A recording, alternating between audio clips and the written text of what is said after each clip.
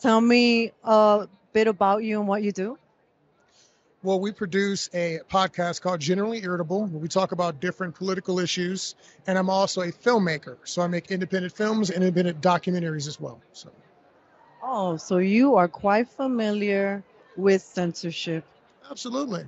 I think we were just talking about one of the movies we watched recently, Black Panther, and the way that certain characters are repositioned on film posters depending on the countries that they get played in. So Disney has some explaining to do.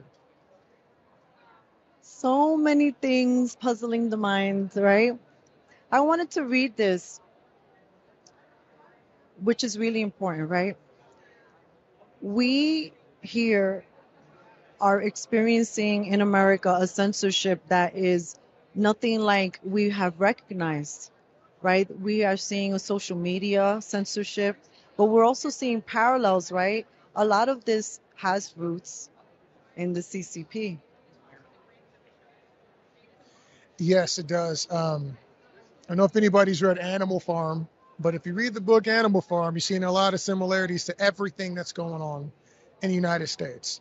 And it's become very clear because all these different countries are connected economically, that what happens in places like China directly affects what's happening in America and vice versa. So, how do you feel with seeing America kind of push this thing of, well, not America, but that you're seeing it, this inability to express yourself?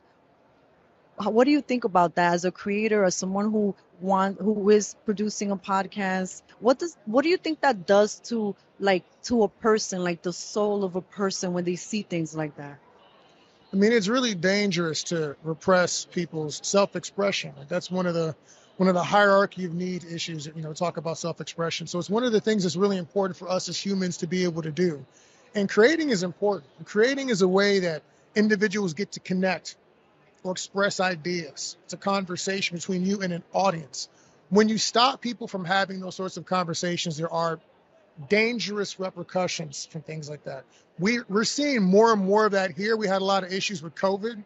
People weren't allowed to express themselves and how they felt about COVID. We couldn't even have a conversation about it, which was the most harmful thing you can do for humans, is to stop us to be able to have from having conversations. That's literally how you get to the violent uprisings, is people don't get to chat and talk things through. So it's horrible. It's horrible. And I hope that with independent media and organizations that are coming together, we can push back on this overwhelming amount of censorship everybody's experiencing.